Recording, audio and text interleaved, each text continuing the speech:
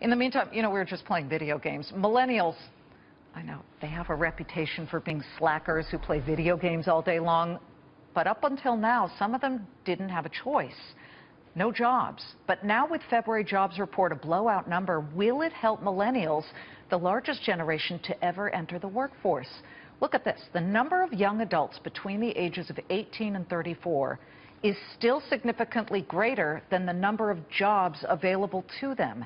Does this month's number start to turn the tables? Levo founder and CEO Carolyn Ghosn, a millennial herself, is here with her perspective. Well, does it? You see, not only did we get this big number for this month, but January was upwardly revised to more than 230,000 jobs.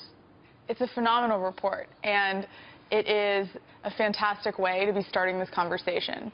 So I want to make sure that we really pause and focus on that. Okay, so not focus on them being slackers playing video games. Well, you know my perspective on that. I think millennials get a bad reputation in many ways because we're the first digital native generation. And so we're the first generation to never have known what it's like to not have the internet. So we have these digital behaviors that are unprecedented, and we have these expectations around things being very fast, and often when that translates into the workforce, we have a little bit of a generational clash in place. Sure, I would imagine. Do millennials give President Trump credit for this number? How do they look at it? I mean, this is a phenomenal number, and there are many economic factors that have contributed to it, and some of them are long-term economic factors, and some of them are short-term economic factors. So I'll be very curious to see in the next 24 hours how much credit is attributed for this specific report. All we're seeing right now is just a level of delight around the way that the numbers ended up.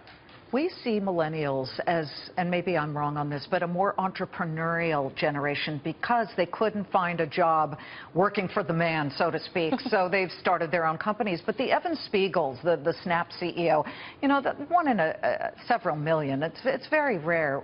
Are millennials considering jobs, for example, in the trades, the electricians, the plumbers? They are paying welders. I recently read an article about, and it was in Forbes, about how welders make six figures and that there's a shortage of welders.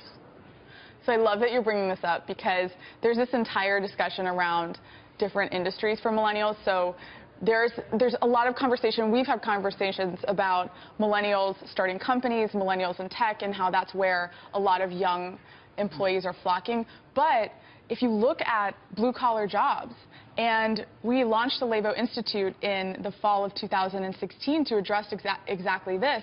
Some of these jobs have incredible benefits, have a salary, an average salary expectation that's $15,000 higher than the national average, and yet we're seeing a gap. These companies are not able to hire millennials. Are they snobby? I don't understand. Is it a snob factor, or is it, oh, that's beneath me if I have a college education? I think there's a lot of media right now that's focused on how interesting and futuristic the technology industry is, and we need to help other industries to tell that story because there's a lot going on and there's some incredible job opportunities there. I couldn't agree more. And how about $1 trillion infrastructure project? Because then you'll start to get people wanting maybe to go back into construction and the trades. It's great to see you, Carolyn. Thank you for having me. Okay, they don't all play video games and, with a bag of chips on their chest. I'll take it.